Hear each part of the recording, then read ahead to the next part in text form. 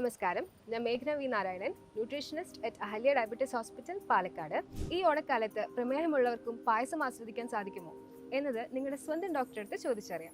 നമസ്കാരം. ഇപ്പോൾ മേഘന, പായസം എന്നുള്ളത് നമ്മുടെ ഓണസദ്യയിൽ ഒഴിച്ചുകൂടാൻ പറ്റാത്തൊരു വിഭവം തന്നെയാണ് അല്ലേ? എല്ലാവർക്കും ഇഷ്ടം തന്നെയാണ്, നമുക്കും ഇഷ്ടം തന്നെ.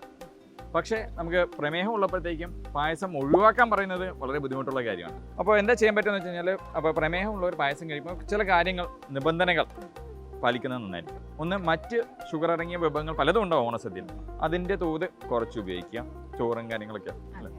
പിന്നെ പായസം കുടിക്കുമ്പോഴത്തേക്കും ഒന്ന് അളവ് നിജപ്പെടുത്തുന്നത് നന്നായിരിക്കും. ഒരു 50 ml പായസത്തിൽ നിർത്തുകയാണെങ്കിൽ നന്നായിരിക്കും. പലപ്പോഴും നോക്കുകയാണെങ്കിൽ ആൾക്കാർ 4-5 കപ്പിലായിരിക്കും പോയി നിർത്തുന്നത് അല്ലേ. അപ്പോൾ അളവ് കുറച്ച് ഒരു 50 മില്ലി പായസമാണെന്നുണ്ടെങ്കിലും തീർച്ചയായിട്ടും ഗുണകരമായിരിക്കും. പിന്നെ ഉള്ളത്, നമുക്ക് ചിലർ ചോദിക്കാറുണ്ട്, ഈ ഷുഗർ ഫ്രീ ഐറ്റംസ്, അതായത് നമ്മുടെ ആർട്ടിഫിഷ്യൽ സ്വീറ്റ്നെസ് വെച്ചിട്ട് പായസം ഉണ്ടാക്കി കുടിക്കാൻ പറ്റുമോ ഡോക്ടർ എന്ന് പറഞ്ഞ് ചോദിക്കാറുണ്ടാവും. നിങ്ങളടുത്തും പലപ്പോഴും ചോദിക്കുന്നുണ്ടാവും.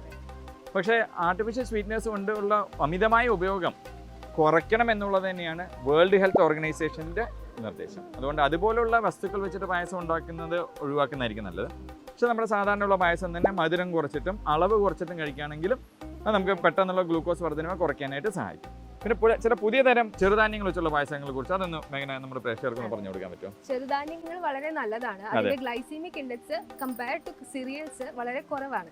അപ്പൊ അത് കാരണം കൊണ്ട് പ്രമേഹം ഉള്ള ആൾക്കാര് നമ്മൾ ചാമ, തിന, രാഗി, വരക് എന്നിങ്ങനെയുള്ള ചെറുധാന്യങ്ങൾ വെച്ച് പായസം ഉണ്ടാക്കുകയാണ് ഏറ്റവും നല്ലതായിരിക്കും. അതായത് മറ്റേ സാധാരണ അരി അല്ലെന്നുണ്ടെങ്കിൽ ഗോതമ്പ് വെച്ചിട്ടുള്ള ധാന്യങ്ങൾ വെച്ചിട്ടാണ് പായസം വരുന്നത്. അപ്പൊ അതിന് പകരം നമുക്ക് മില്ലറ്റ്സ് പോലത്തുള്ള ധാന്യങ്ങൾ വെച്ചിട്ട് ഉപയോഗിക്കുമ്പോഴത്തേക്കും വളരെയധികം ഗുണമായിരിക്കും അല്ലേ. അപ്പോൾ മേൽപ്പറഞ്ഞ കാര്യങ്ങൾ പ്രമേഹമുള്ളവർ ശ്രദ്ധിച്ച് എല്ലാവരും തന്നെ പായസം ആസ്വദിക്കുക. എല്ലാവർക്കും പായസം പോലെ മധുരം ചാലിച്ച ഓണാശംസകൾ.